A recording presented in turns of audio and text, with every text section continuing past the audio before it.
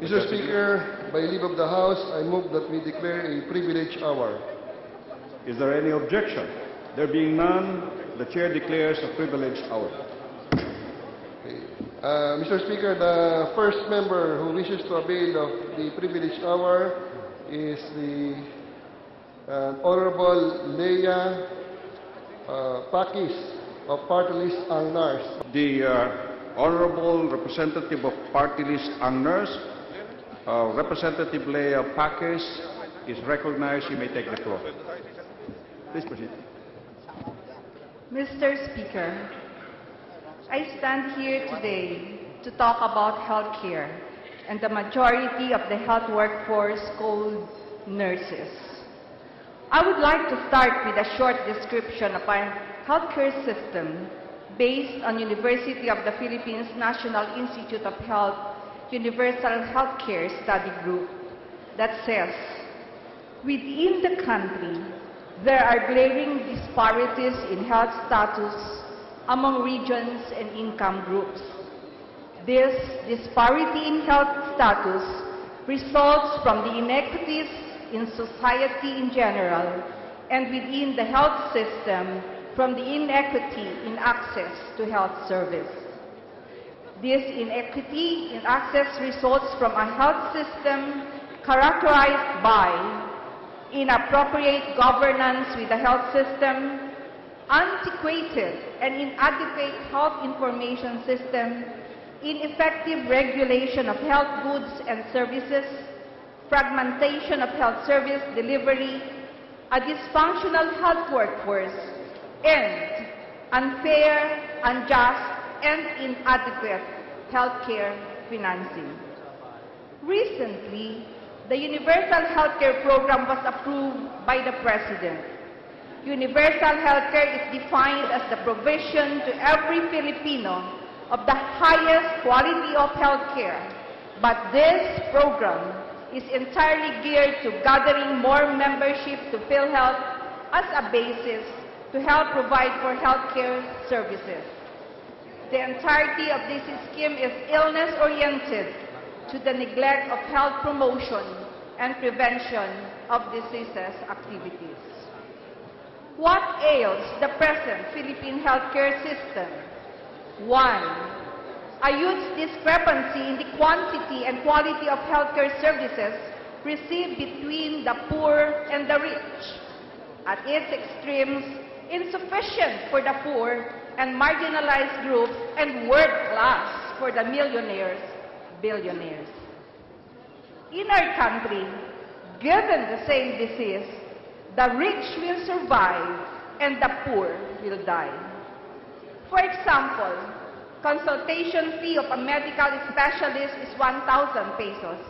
What are the chances for the poor to get to a medical specialist? Virtually none. 2. The devolution of healthcare services has severed not only quality care, but also deletion of the many important national, regional, provincial, and local health activities and services. Severely affected is the inadequate, if not missing, monitoring, regulation, and evaluation of healthcare services at the primary level. 3. Public health services have dwindled down so much, unlike the decades 50s, 60s, up to mid-70s, that health promotion and prevention of diseases has just come about to nearly disappear. Almost gone are the primary health care services that was developed by DOH in the late 70s. Those primary health care services were attuned to community health needs and were accessible, available, and affordable by all. The absence of a system at the community level needs to be addressed so that communities can easily avail of services akin to their needs. 4. Yet, many present illnesses such as diabetes, cardiovascular diseases, cancer, HIV, and behavioral problems can be prevented with good preventive health care services. 5. The planned privatization of 26 hospitals of the Department of Health will aggravate the access and affordability of healthcare services for the poor and marginalized groups. The DOH has started the bidding as part of the Public-Private Partnership Program, the government-owned Philippine Orthopedic Hospital. Under this PPP program, the DOH invited the bidders to undertake the 5.6 billion project, which involves the construction of a modern 12-story building. There seems to be so much interest on the PPP plans for these hospitals. As I have heard, there are many buyers lining up to acquire and invest in them. And what does investment mean? To one who invests, there must be a related profit. Mr. Speaker, allow me now to focus on the nursing workforce, the care specialists, the silent heroes of the healthcare system. Where are the nurses? They are in hospitals where most of the nurses work. Who renders 24-hour care services? The nurses. Who does all the necessary procedures for health care? The nurses. Who are called when patients ask for assistance? The nurses. Who coordinates the care services in hospitals? The nurses. Just like the doctors who are the cure specialists, the care specialists are the nurses. Yet, many hospitals are understaffed with professional nurses. Nurse ratios are generally 1:20 or 1:50. Quality care is compromised. Indeed, scarcity in the midst of plenty. Many nurses work as contractuals, job orders, and when exposed to these small conditions in hospitals, they are dismissed arbitrarily. Nurses in the hundreds of thousands, more than 200,000 in 2012, are unemployed or underemployed, and those who want to seek hospital experience serve as false volunteers, false trainees, and charged with exorbitant fees. Because of the sheer volume of nurses who wish to work, they became vulnerable to exploitation and became pawns in the world of precarious working conditions. Hapless nurses take on false volunteer programs in direct exchange for training or employment certificates, which is not given them. Some even pay the hospitals for these trainings. Some nurses gladly volunteer and take on the work of a staff nurse without pay, just so they can practice as a hospital nurse. These nurses do not have employer-employee relationship, thus are not protected from the risks and hazards in the performance of their duties. They can be terminated without due process.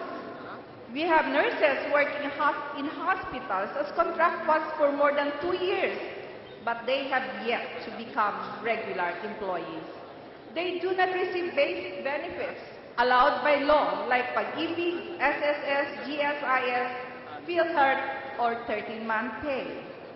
Section 2 of Republic Act No. 9173, entitled Philippine Nursing Act of 2002 states, Mr. Speaker, that in order to enhance the general welfare, commitment to service, and professionalism of nurses, the minimum base pay of nurses working in public health institutions shall not be lower than salary grade 15.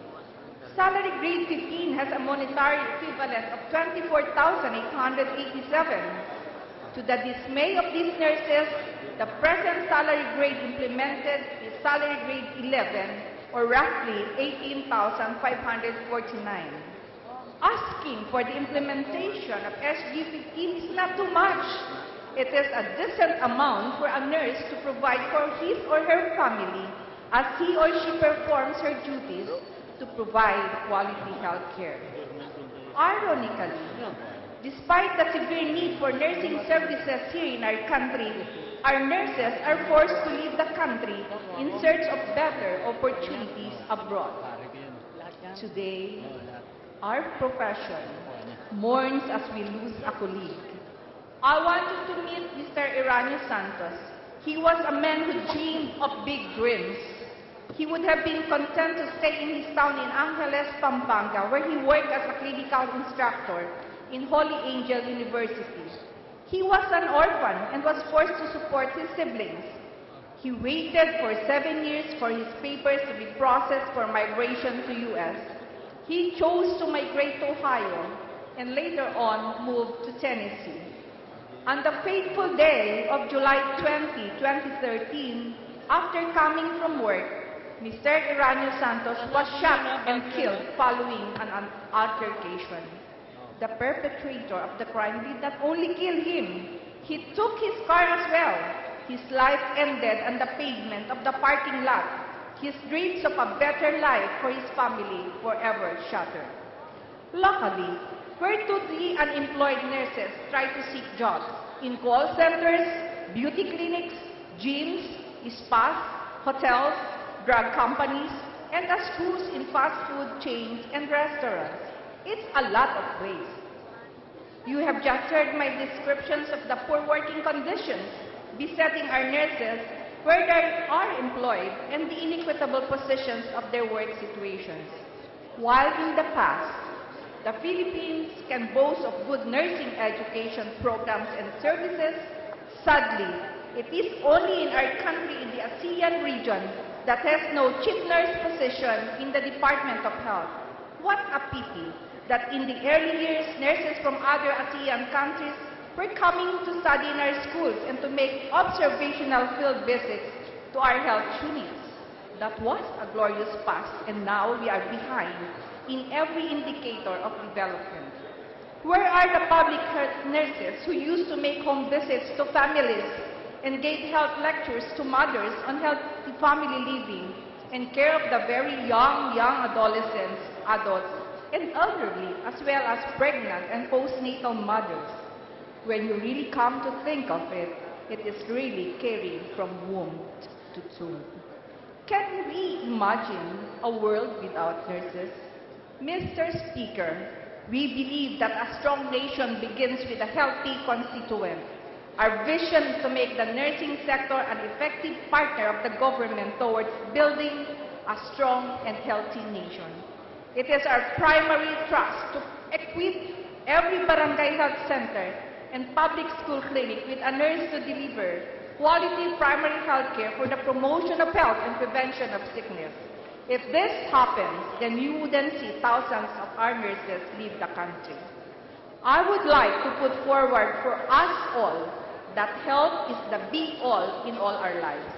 As more and more longevity of life is expected due to discoveries and inventions in modern technology and medicine, the nurses will be in much greater need to care for the elderly. In fact, this is what is happening to our Filipino nurses and caregivers who are outsourced for care of the aged and elderly in the developed countries. I submit to you all that there is a big need to look at our present healthcare system and undertake reforms to meet the universal healthcare goal. Given the inequity that operates in our present healthcare system, can we help in the achievement of better equity? What combinations of legislation and health policies can improve health in our country? Equity is fundamental to the achievement of the goal of universal health care. Thank you, Mr. Speaker. Thank you. Majority Leader.